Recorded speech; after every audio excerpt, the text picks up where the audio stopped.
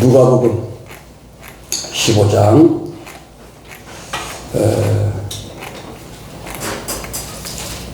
25절에서 32절인데 같이 합독하겠습니다. 시작. 마다들은 밭에 있다가 집에 돌아와 집에 가까웠을 때 풍류와 춤추는 소리를 듣고 한 종을 불러 이 무슨 일인가 물은데 대답하되 당신의 동생이 돌아왔으니 당신의 아버지가 그의 건강한 몸을 다시 맞아들이게 됨을 인하여 살찐 송아지를 잡았나이다. 저가 노하여 들어가기를 즐기 아니하기를 아버지가 나와 권하는데 아버지께 대답하여 가는데 내가 여러의 아버지를 섬겨 명을 어기며 내게는 염소새끼라도 주어 나와 내 것으로 즐기게 하신 일이 없더니 아버지의 살림을 창기와 함께 먹어버린 이 아들이 돌아오매 이를 위하여 살찐 송아지를 잡으셨다. 아버지가 이르되 얘는 항상 나만 기으니 내 것이다 내 것이다. 이 내 동생은 죽었다가 살았습니다. 내가 잃었다가 얻었기에 즐거워하고 기뻐하는 것이 마땅하니라. 기도합니다. 아버지 하나님, 오늘 율법적인 마다들에 대해서 말씀 증거하기를 원합니다. 아버지 함께 하시고 은혜 베풀어 주시옵소서. 예수 그리스도 이름으로 축복하고 기도했습니다. 아멘. 사순절 기간이라 우리 찬양 한번 하고 말씀 전하겠습니다. 우리 십자가에 주님을 바라볼 때 하나님 크신 사랑 너무나 고마워. 예수님의 십자가 이제는 나를 지고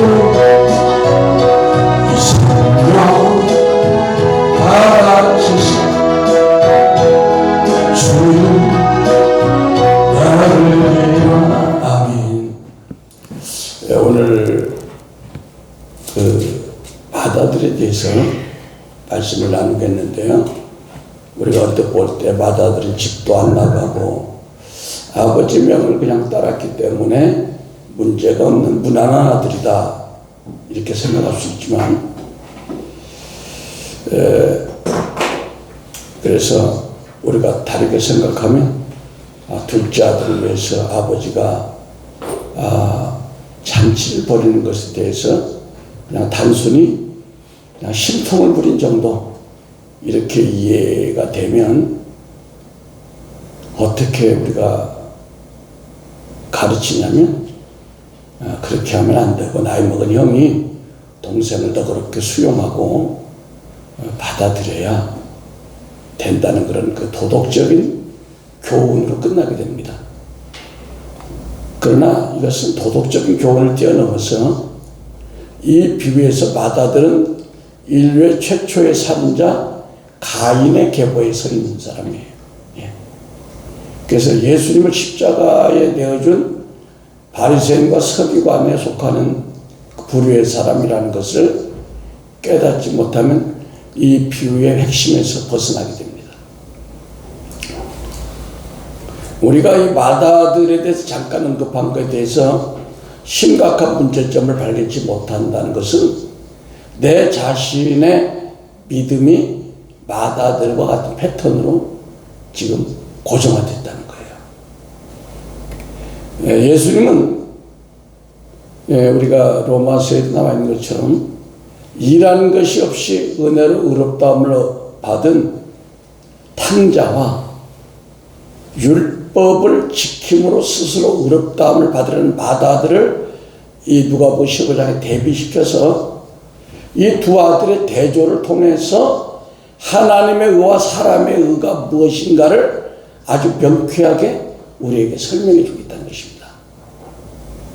그래서 사도 바울은 마다들과 같은 우리 속에 있는 자기를 세우려고 하는 그 바리새인과 서기관들의 모습에 대해서 로마서 10장 1절 3절 뭐라고 말씀했느냐?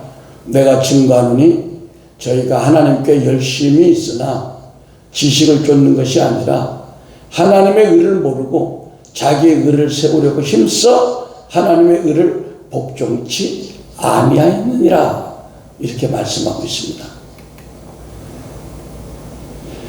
맏아들 집을 결코 나가지도 않았고 아버지의 명령을 어기지도 않았는데 이것이 뭐냐? 이것이 하나님께 대한 열심이라는 거예요. 로마서 말씀입니다. 그러니까 결국 성경을 자기의에 집착한 나머지 결국은 불행한 결과를 맞게 된다는 겁니다. 그 결과는 뭐예요? 천국 잔치, 아버지의 잔치집에 못 들어간다는 거야. 네. 근데 아버지가 못 들어오게 해서 못 들어오냐? 스스로 안 들어가려고 하면 스스로. 우리가 이 과정을 다시 한번 살펴보면 밖에서 나름대로 힘들게 일하고 집에 돌아온 맏아들이 집을 나간 탕자가 둘째 아들이 터득석하게 왔다고 막 잔치 벌이고 그런 걸 보고 막 승질이 나는 거예요. 나는 얼마나 일을 열심히 했는데 경상도 말로 쇠가 빠지게 일했는데 양 목사님 그렇죠? 쇠가 빠지게 일했지. 근데 재산을 탕진하고 돌아온 동생을 위해서 잔치를 베풀었다는 게 자신이 뭔가 철저하게 외면당하고 부당한 대우를 당한 것 같아서 화가 났습니다.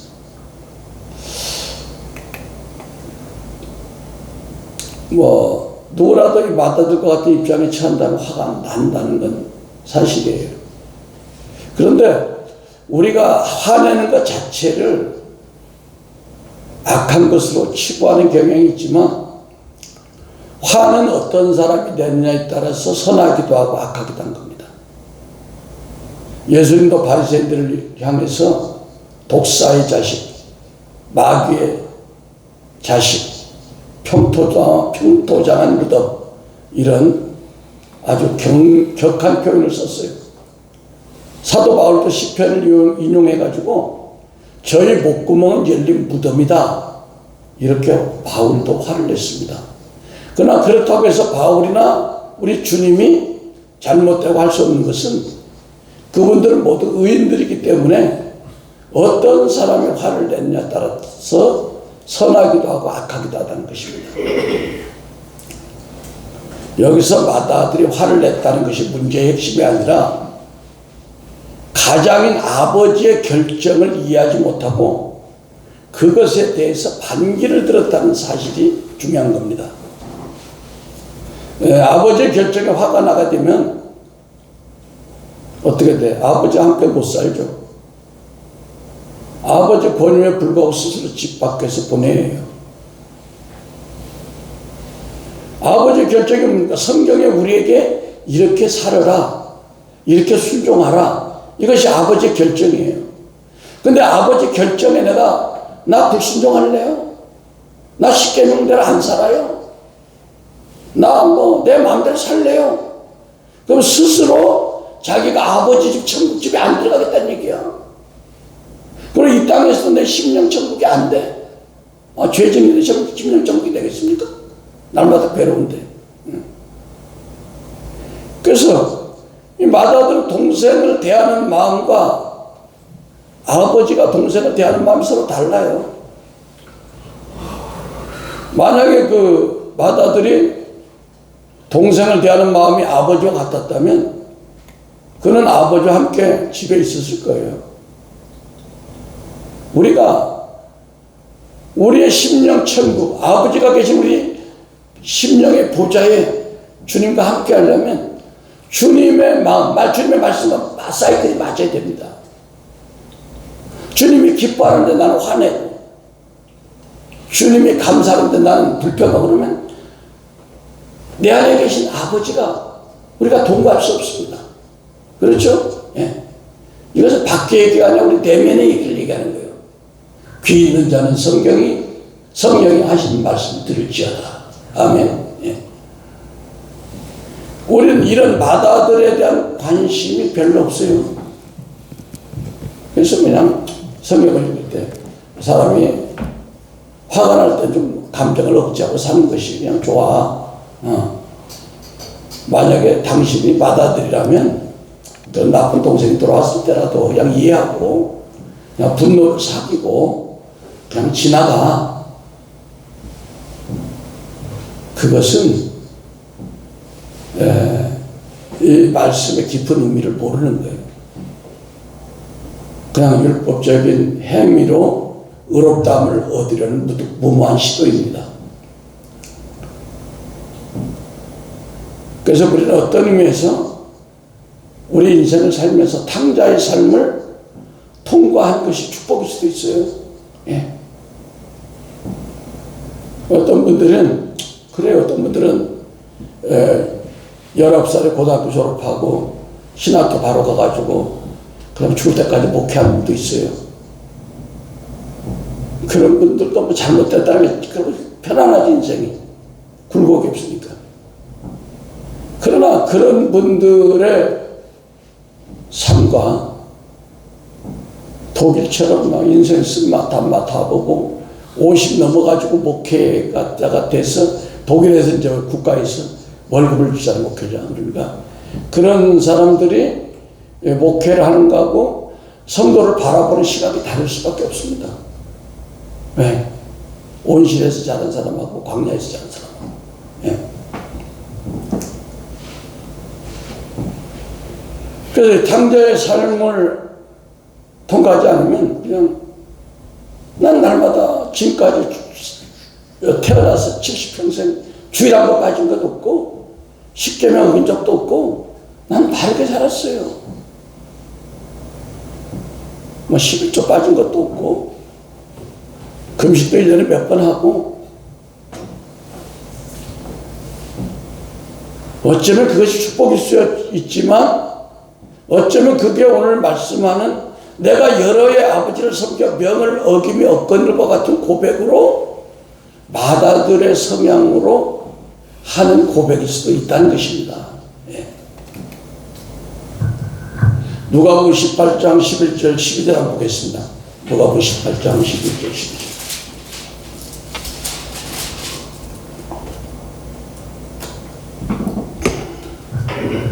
시작. 바리새인은 서서 따로 기도하여 가로되 하나님의 나는 다른 사람들 곧 토색 불이 간음을 하는 자들과 같지 아니하고 이 세리와도 같지 아니함을 감사하는데 나는 일에 2번씩 금식하고 또 소득의 11조를 드리나이다 하고 여기서 나는이 나오죠. 예. 그 사단이 루시퍼로 떨어지기 전에 그룹 천사, 찬양하는 천사가 있을 때 영어 성경에 보니까 내가 I will이라는 단어가 5번 나왔어요. 예. 내가. 그 주체가 주가 돼야 되느냐 내가 되느냐 이게 차이가 큽니다. 예. 그러니까 맏아들과 바리새인들은 한결같이 내가 무엇을 했다 이런 그 자기 의를 가지고 하나님 앞에 나가기 좋아합니다. 이렇게 얘기하면 또 그런 그 율법적인 성향을 가진 분들은 뭐라고 그러냐. 아니 그러면 11조 할 필요 없네. 헌금 구제할 필요 없네. 선교도 할 필요 없네. 그냥 대충 살아도 되네. 당자처럼. 이런 것은 이렇게 얘기한다는 것은 자기 자신이 맏아들과 또 바리새인과 같은 성경을 가졌다는 것을 스스로 내뱉는 거예요. 그렇다고 맏아들이 뭐 의도적으로 탕자와 같은 행동을 해서 둘째 아들의 자리에 나가라는 것은 아닙니다. 예수님이 이 맏아들에 대해서 포커스를 맞추는 부분은 그 큰아들의 태도예요. 그 태도가 상징하는 것이 바리새인과 그 서기관들의 맏법적인 행위신앙과 자기 의를 쌓는 모습을 지적하기 위해서 했다는 것입니다. 그런데 이제 맏아들은 아버지를 가르치고 훈계하는 수준으로 반항하며 대들고 있어요. 부자 청년에 와서 가지고 예수님 제가 뭘 해야 구원 얻을 수 있습니까? 자기는 단단하게 딱 자신감 가는 거야. 야, 너 어려서부터 십계명 잘 지켰냐? 그 정도는 잘 지키죠. 뭐 제가 더 할겠습니까? 이게 자기 의야. 그걸 주님이 지혜로 그걸 꺾었어요. 야, 재산 많다며? 그거 다 주고 나 따라와? 꼬리 내리고 갔어. 그래서 이 마다들의 행태가 어쩌면 우리의 숨어있는 마음의 상태와 같다는 걸 주님이 지금 꼬집어 주는 거예요. 야, 너희들 점잖게 신앙생활하는 너희들이 마다릴 수 있어. 탕자는 완전히 그냥 넘어지고 엎어져가지고 피가 나지만 너희들은 감췄잖아. 응? 그러면 탕자는 집으로 돌아올 때 아들의 권리를 못 세우고 나를 그냥 품꾼의 하나로만 여겨줘도 감사하겠습니다. 와서 밥이나 먹여주고 잠이나 잤으면 좋겠습니다. 이런 자세로 왔어요.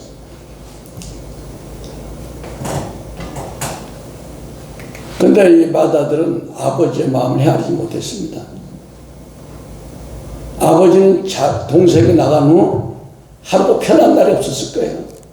날마다 새벽마다 기도하면서 울면서 혹시 동구밭에 나가가지고 아들이 오는가 멀리서 바라보면서.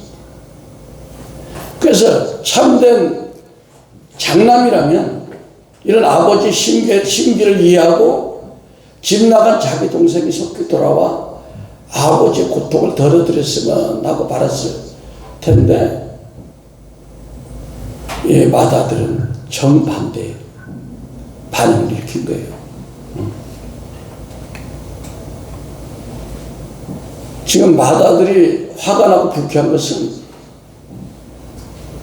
집을 나갔다가 집안의 명예를 취취하고 탕진하고 돌아온 동생이 아버지가 너무 환대하는 것이 못마땅하기 때문에 그런 화가 난 거예요. 마다들에게 있어 중요한 것은 아버지의 마음이 아니라 자기의 마음, 내 마음이 더 중요한 거예요. 아버지 마음보다. 우리가 어떤 상황에서 하나님 아버지의 마음보다 내 마음이 더 급한 거야. 아버지 마음이 바라보는 그 시각과 내 마음이 서로 어긋난다는 거예요. 저는 어떤 분이 간증을 하는데 며느리하고 아주 똑같이 돈 번대요. 돈 버는데 아버지가 저의 나이 또래 목사님이야. 목회를 잘하다가 지금 그렇게 또 잘 하는 건 아닌데 힘든데 그 며느리라는 분이 젊어. 40도 안 돼서 근데 그랬다는 거예요. 아버지의 연세가 많은데 차를 그냥 중형차 끌고 다니지 말고 이제 그 품격에 맞는 제네시스 70이나 80 정도를 끌어야 되겠군요. 그 자기가 돈 번 걸로 며느리가 차를 사줬대요. 야, 얼마나 효자 며느리입니까? 그래서 그런 걸 보고 야, 정말 TV에 한번 나올 만한 그런 뉴스다. 좀 자녀들이 부모 속썩인 사람 얼마나 많습니까? 아들이 그랬단 몰라도 며느리가 너무 감사하잖아요. 근데 이 마다들은 내가 여러 해 아버지를 섬겨 명을 어기며 내게는 엽서새끼도 안 줬다고 불편한 심기를 드러냈어요. 근데 그가 열심히 일한 것은 그냥 보상심리. 내가 열심히 일하면 아버지는 줘야 돼. 그러니까 아버지에 대한 사랑이 아니고 우리가 하나님을 향한 사랑이 아니고 뭔가 거래야 거래. 하나님 나 이렇게 하면 이렇게 주시죠. 네. 그것이 안 되니까 분노를 일으킨 거예요. 그러니까 지금 질투와 이기심에 사로잡혀서 지금 아버지를 공개적으로 비난하고 나선 거예요. 그러면서 마다들은 아버지 앞에서 동생을 비난합니다. 30절 아버지의 살림을 창녀들에게 함께 삼켜버린 이 아들이 돌아오면 이를 위하여 살찐 송아지를 잡으셨다. 그러니까 마다들이 형이 자기 동생을 뭐라고 하냐면 이 아들이라고. 이 아들. 원문에 보면 당신의 아들, this son of yours 그렇게 나왔어요. 한 번도 맏아들 형 입에서 내 동생이라는 일이 안 나와. 동생을 동생에게 된 당신의 아들이니까 아주 이게 탕자가 자기 동생이니까 불쌍히 여겨가지고 감싸서 덮어주기보다는 한 다리 건너가지고 아유 내 동생 아니요. 당신이 난 당신의 아들이요. 여러분 이것이 가인 계열의 아비를 마귀를 둔 가인 계열의 의식이에요. 가인도요. 아벨 죽이고 나서 하나님 물었어요. 야, 너 네 동생 어떻게 됐냐? 하나님이 알고 죽인 거. 창세기 4장 9절에 현대의 성경에 보면 그때 여호와께서 가인에게 내 동생 아벨이 어디 있느냐 하고 물으시다. 가인이 나는 모릅니다. 내가 동생을 지키는 자입니까? 그러니까 사단은 우리 형제 사이를 계속 이간질하는 거예요. 형제 사이를.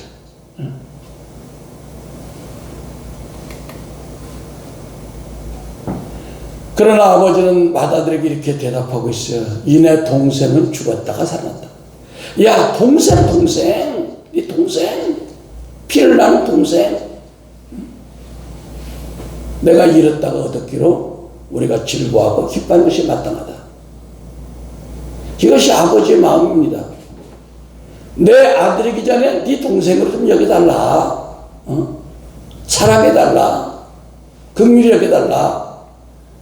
여러분 히브리서 2장 11절은 거룩하게 하시는 이와 거룩하게 함을 입은 자들이 다 한 근원에서 난지라. 거룩하게 하시는 이가 뭐 예수님 보혈의 피로 우리를 거룩하게 했어요. 그 피로 우리는 거룩함을 받았어.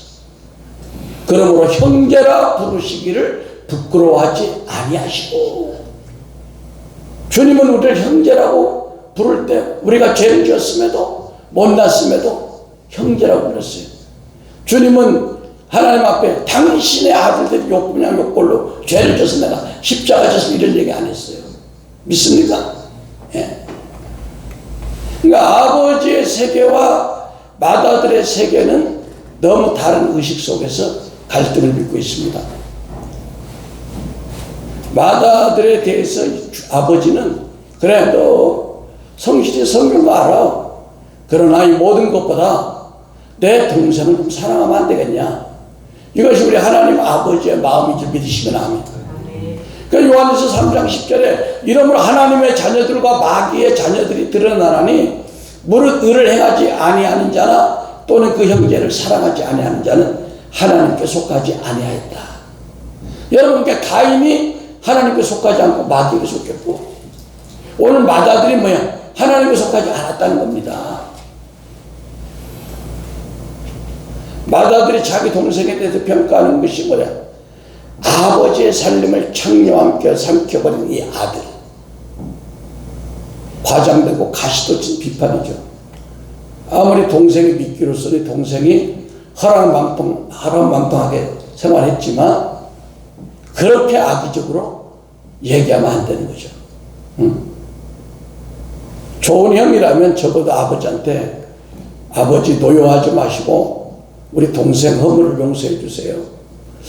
저 동생도 나름대로 잘해보겠다고 해서 지금 나갔다가 마음대로 일이 안 풀려서 이렇게 됐으니까 아버지 마음에 노여움을 푸세요. 이렇게 되는 거 아니에요?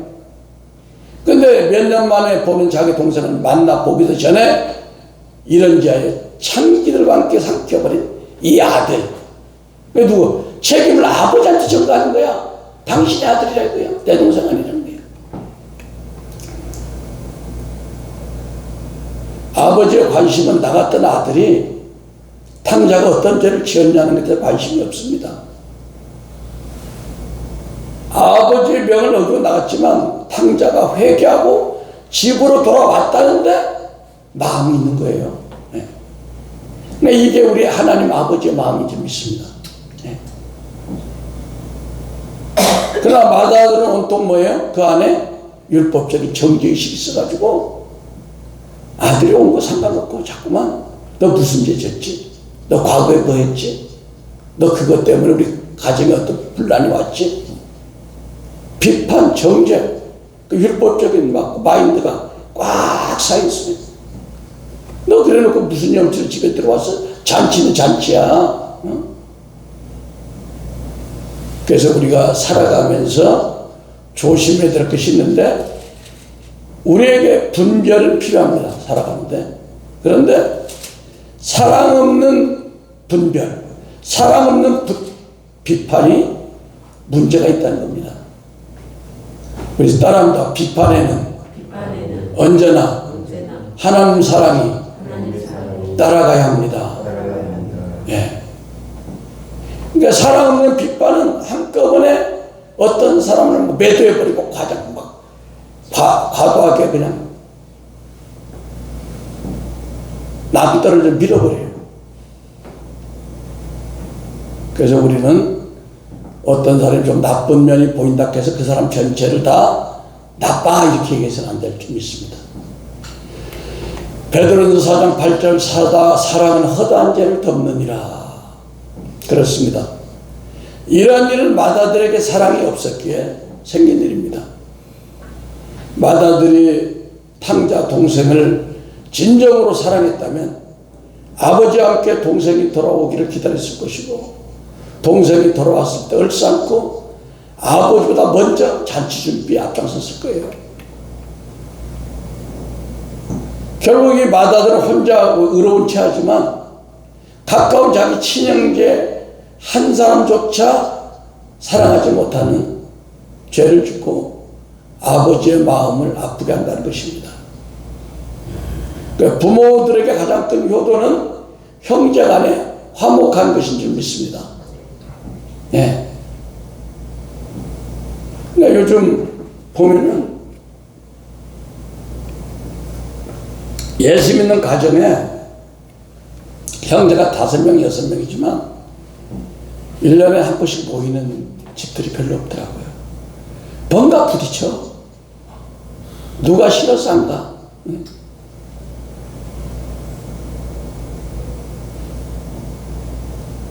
좀 그런 의미에서 이 형제들이 1년에 몇 번씩 같이 모여서 그러는 걸 보면 그 부모님들이 얼마나 마음이 흐뭇하고 행복하겠습니까? 네. 우리는 마다들에게서 이 바리새인과 서기관들의 위선적인 모습을 보게 됩니다. 우리는 이 비유가 바리새인과 서기관들을 향한 말씀인 줄 알지만 그것이 우리가 자기 위에 사로잡혀 사는 우리 자신의 모습일 수 있다는 걸 얘기하는 거죠. 할렐루야. 네. 우리 자신의 모습일 수 있다는 겁니다. 우리가 마태복음 23장 23절 한번 보겠습니다. 마태복음 23장 23절.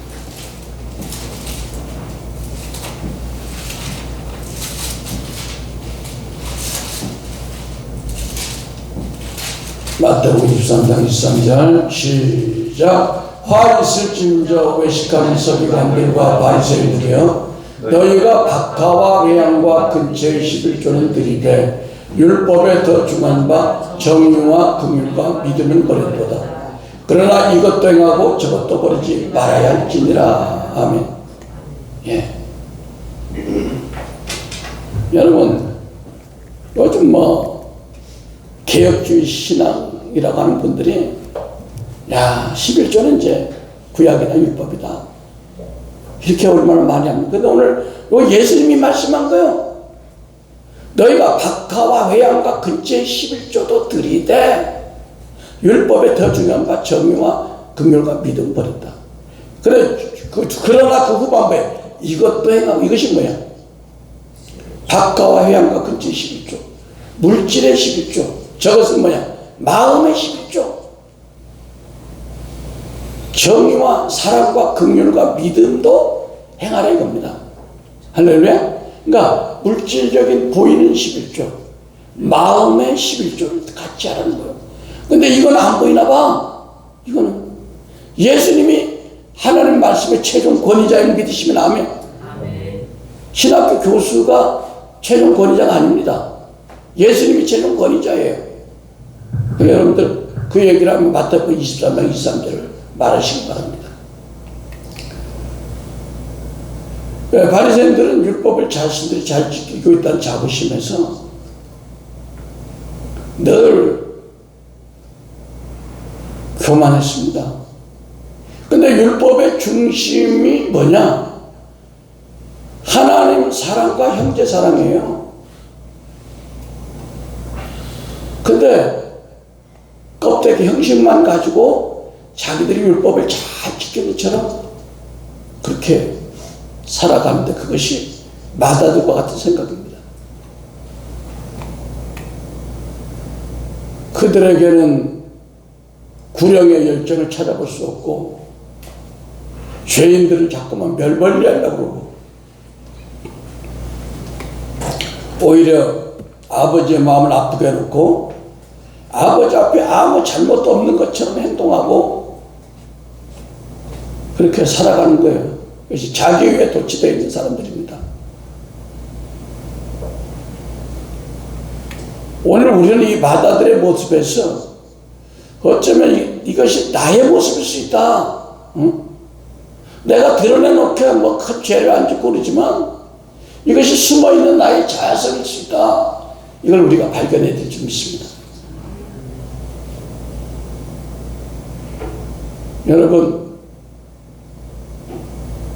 우리 한국교회도 그렇고 세계적으로 지금 하나님의 교회는 집을 나간 탕자처럼 잃어버린 하나님의 자녀들이 코로나 이후에 많습니다. 그저도 어떤 전도사님이 큰 교회 부임해서 뭐 이런저런 얘기를 하는데 한 4,500명 되던 교인이 반으로 줄어들었대요. 그 반이 뭐냐? 집 나간 탕자야. 그분들이 다시 아버지 집으로 돌아오기만 하면 어떻게 돼? 엄청난 붐이 오는 거야. 어?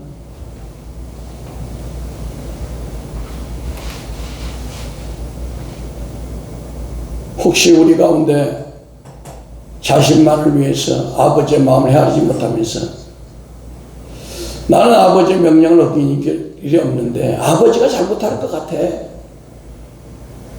물론 사람이기 때문에 때로 그런 불평도 있을 수가 있어요. 사람이기 때문에. 그러나 우리는 집 안에 있는 탕자가 집 밖에 있는 탕자보다 훨씬 더 추할 수 있다는 사실을 우리 이 말씀을 통해서 알게 됩니다. 우리는 주 안에 살면서도 복음의 참음과 감격을 잃어버리고 자꾸만 때로는 하나님 앞에 내 주장과 또 형제를 정죄하고 판단하는 마음으로 감사를 잃어버리고 이렇게 산다면 우리가 이 바다들을 정죄할 수 있는 아무런 권한이 없습니다. 로마서 8장 29절 하나님이 미리 아신 자들을 또한 그 아들의 형상을 본받게 하기 위하여 미리 정하셨으니 이는 그런 많은 형제 중에 마다들이 되게 하려 하심이라. 누가? 예수님 마다들이래요. 예수님 마다들은 이 탕자에 나오는 마다들과 전 다른 모습이야. 우리의 그 죄 많은 형제들을 위해서 손수 십자가에 올라가서 죽기까지 우리를 사랑한 마다들이십니다. 할렐루야. 예수님은 하나님의 마다들로서 모든 믿는 자의 본이 되고 하나님의 형상으로 이 땅에서 맏형의 직분을 충실하게 이행한 귀한 주님이십니다. 그래서 하나님이 십자가로 맺어진 하나님의 십자가의 피로 맺어진 우리의 형님이 누구야? 그분이 예수님이에요. 성경은 아까도 우리가 읽었지만 히브리서 2장 11절에 거룩하게 하시는 이와 거룩하게 함을 입은 자들이 다 한 군에서 난지라 그러므로 형제라 부르시기를 부끄러워하지 아니하고 예수님은 우리 형제라 부르기 부끄럽지 않는데 마다들은 자기 동생이 조금 잘못했다고 형제라고 안 하고 당신의 아들, 당신의 아들. 하나님이 잘못해서 저런 인간이 태어났어요. 똑같은 그런 말이에요. 예수님께서는 마다들의 참된 모습과 마다들의 모범을 우리에게 보여주시고 이 땅에 오셨다 천국으로 가셨습니다. 본문 31장 30절에 아버지가 이르되 예, 너는 항상 나와 함께 있으니 내 것이다 내 것이로되 이 내 동생은 죽었다가 살아났으며 내가 잃었다가 얻었기로 우리가 즐거워하고 기뻐하는 것이 마땅하니라. 우리는 여기서 은혜롭고 자비로운 우리 아버지 하나님의 사랑과 자비의 모습을 발견합니다. 마다들의 오만방자한 태도에도 불구하고 탕자를 받아들인 아버지는 마다들에게도 역시 큰 가슴으로 끌어안으면서 나무라지 않았어요. 예, 너는 항상 나와 함께 있잖아. 내 것이다 내 것이잖아. 그렇습니다. 아버지의 마음을 이해하고 그 아버지의 마음으로 우리는 모든 것을 누리며 살면 되는 건데요. 우리가 아버지 집에 산다는 것 자체가 즐거움이어야 된다는 겁니다. 근데 우리 자꾸만 우리 환경 보고 돈 보고 물질 이런 거 자꾸 보면서 그 기쁨이 달아나는 거예요. 여러분, 우리가 아버지 집의 기본이 뭐예요? 물질에 많고 적은 게 아니에요. 아버지 집에는 하나님의 임재가 있는 것이 축복이에요. 할렐루야. 아버지 집에는 성령의 기름이 계속 부어지는 것, 이것이 축복이야. 물질이 많아도 건강해도 하나님의 임재가 없으면 그 꽝이야. 당자랑 똑같은 거야. 그래서 아버지의 관심사는 어떤 보편적인 사회 적응을 넘어서서 무한한 사랑과 자비, 그리고 온전한 가정 회복, 그러니까 우리 각자의 심령의 하나님 나라 회복을 주님은 원하시는 겁니다. 우리 각자의 심령 천국, 심령 천국을 원하시는 거예요. 아멘. 우리도 어느새가 바다주와 같은 존재로 타락했다면 오늘 우리가 한번 자신을 되돌아보면서 주여, 내가 다른 사람들 보기에는 아버지 집에 있고 하나님 교회 나오고 11조 잘하고 주일 성수 잘하지만 때로 나보다 못한 형제들을 보면서 판단하고 정죄하고 헤아리고 했던 모습들이 어쩌면 내 모습일 수 있습니다 라고 자신을 발견하는 저와 모두 되시기를 축원합니다. 예, 기도하겠습니다. 사랑의 아버지 하나님 감사합니다. 오늘 귀한 말씀 주시니 고맙습니다. 영광 받아 주시옵소서. 예수 그리스도 이름으로 기도했습니다. 아멘.